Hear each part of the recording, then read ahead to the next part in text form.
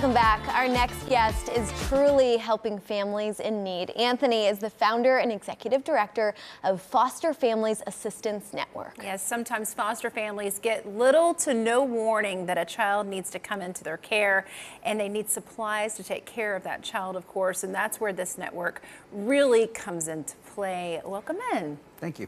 Yes, break it down for us. Tell us how you're helping these local families get the resources that they need. Well, when children come into care, a lot of times it's an emergency situation.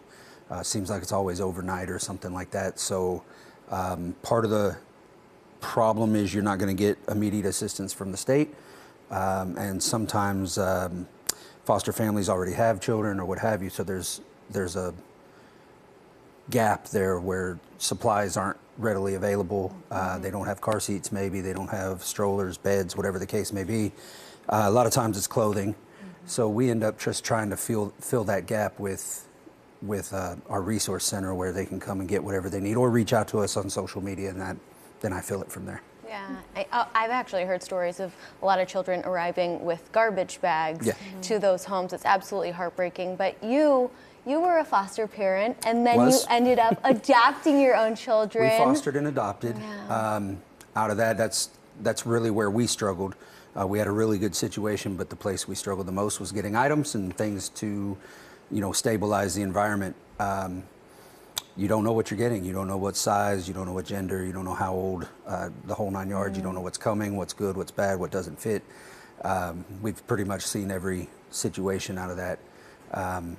So we've out of that, I wanted to do more, but do more for other foster parents. I didn't want to foster more myself. I knew my strengths and weaknesses, and so I'm good at certain things, and I'm good at acquiring things. That's pretty much it. And helping others.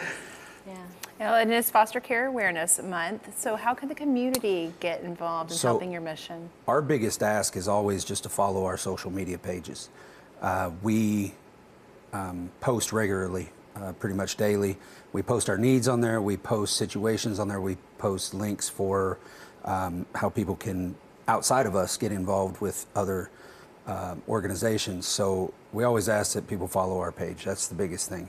One of the awareness is the biggest key. Most people, it's not like they're posting foster children on TV. So it's really behind the scenes, but it's a really huge issue. So I got one little stat in there. There's almost 400,000 kids in the country that are in foster care.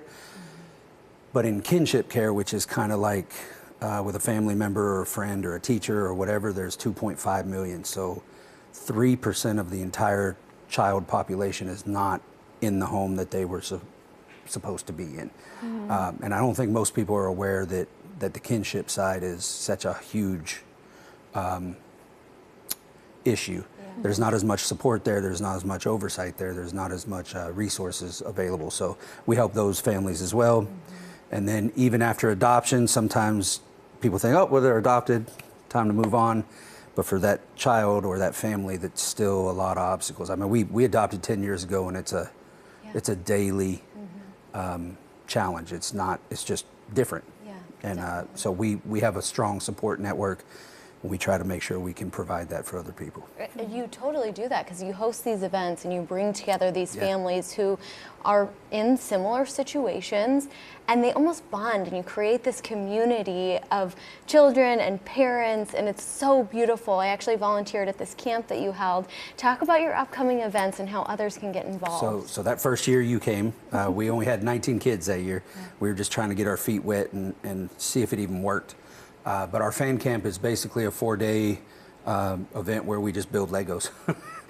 We watch Lego movies, we have lots of lunch and just food, and hang out with the kids. We bring in foster, adoptive, kinship kids.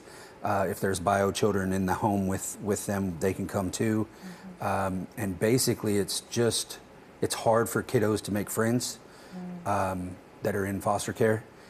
So we try to just expose them to the other kids that may be experiencing the same thing they are. And so far, we're probably expecting about 75 kids this year. Wow. And some of the kids that have been in our previous times when they come into the shop, that's the only thing they ask me is, when's FFAN camp? I'm ready now. And we're even, that's my little one right there on the TV. We even have a couple of the kids that have participated. They're taking some of the sets home to verify we have all the pieces in the sets. So it's just a bonding thing for everybody. We're hoping to just continue to grow that event and make it something special for the summer. Great, you're doing great work. Thank you so Appreciate much. it. We appreciate you coming in and Thank sharing. you. Get involved, make a donation, and learn more about the foster care system. Visit fosterfamilyassistance.com.